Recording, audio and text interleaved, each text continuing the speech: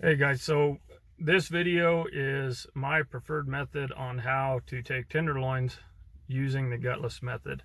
I do this on everything that I guide on, all my own animals, pretty much anytime that I can. This is the only way that I do it.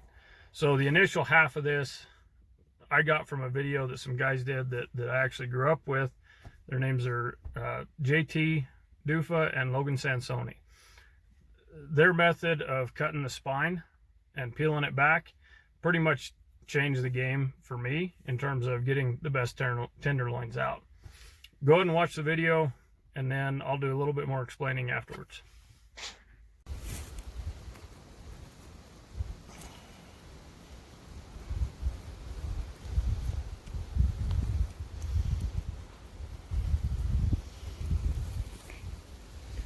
You should explain what you're doing. So basically count 2 full ribs up. I cut in between the 3rd and the 4th. One of these is just so I can get my hand underneath it and I can watch it.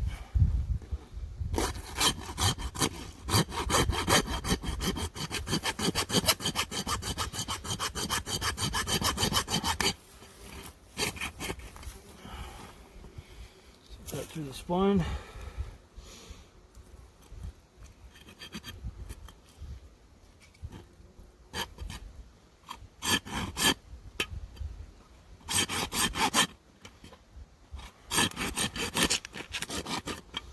Through those 2 long ribs.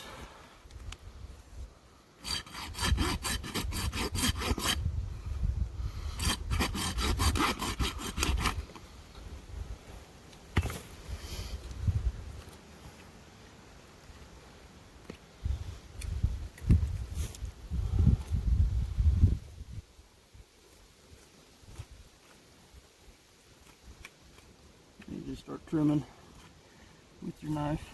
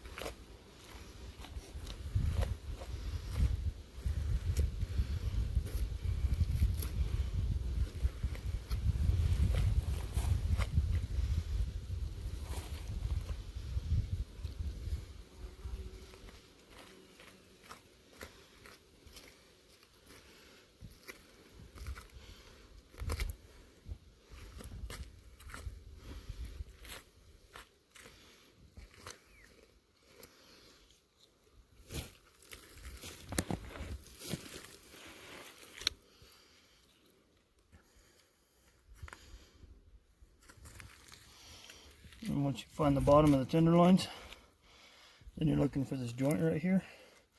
This is the top of your pelvis.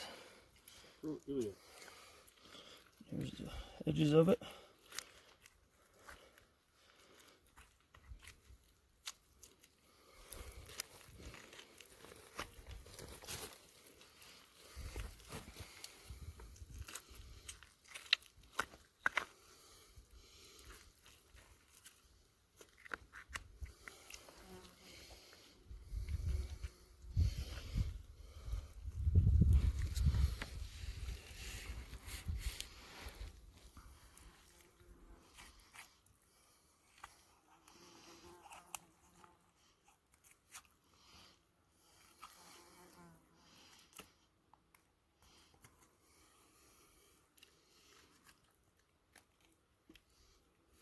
The joint's broken.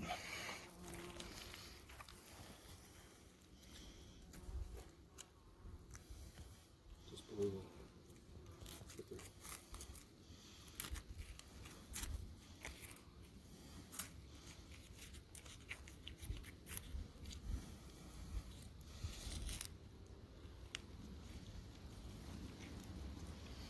Let's see if I'll go now.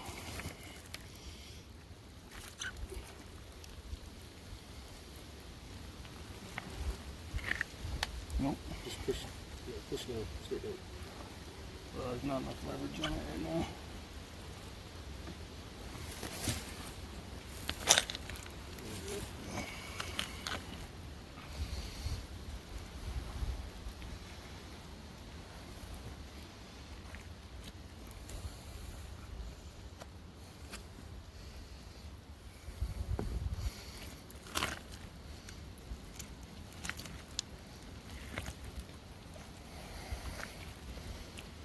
Just got a little piece of meat.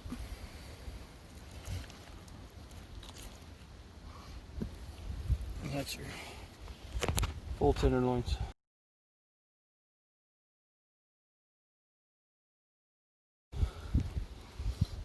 On the bone. Oh, back. Okay, so since I didn't break it down very well in the video, so very first thing that I do is I cut in between the second and third long rib and the third and the fourth long rib. That doesn't really change whether I'm doing pronghorn or elk or mule deer or any other big game animal. So once you make those cuts between the second and third and fourth, one of them is just so I can get my hand in there and I can lift. That gives you a little bit of spacing between the guts. So saw through the spine, and you go ahead and saw pretty much the edges of those ribs so that they're parallel with the short ribs. Start peeling all that back. As soon as you get it peeled back, once you get down to the pelvis, that's all knife work. You can get in there and just cut that joint in a little bit of tissue and eventually break it, twist it, whatever you need to do to get it off. So the reason I do it this way, a lot of guys are going to complain that you're carrying more weight or you're putting more work into it or whatever other reason. This is just the way I like to do it. The reason why I like to do it that way is, if you listen to the Meat Eater podcast, recently they had a meat scientist on there. So that meat scientist basically has proven that if you leave that meat anchored to the bone until after it sets into rigor mortis fully, which can take up to 24 hours, it won't shrink. You end up with a little bit more tender meat, a little bit more stretched out meat if you can leave it anchored to the bone, which is why I prefer to take my quarters, my neck, and my tenderloins with the bone in. I don't bone out anything personally. So then the next part of it is after you let it sit for 24 hours doing this process, when you go to cut that meat off to actually package it or cook it or anything else, essentially your tenderloins are going to end up as a triangle. So two sides of that you're going to have anchored to that pelt or to the spine right there. So this side is the only one that's been fully exposed to oxygen, but this side is all you case. So then when you carve that out of there, you end up with way more meat than if you cut those tenderloins off completely and you have to case fully around them. So you get more meat out of it, more tender meat out of it, and cleaner meat out of it. This is just the way that we like to do it. It's something new, generally new, at least in my area. So I wanted to show you guys what we do and how we do it. That's it. Thank you.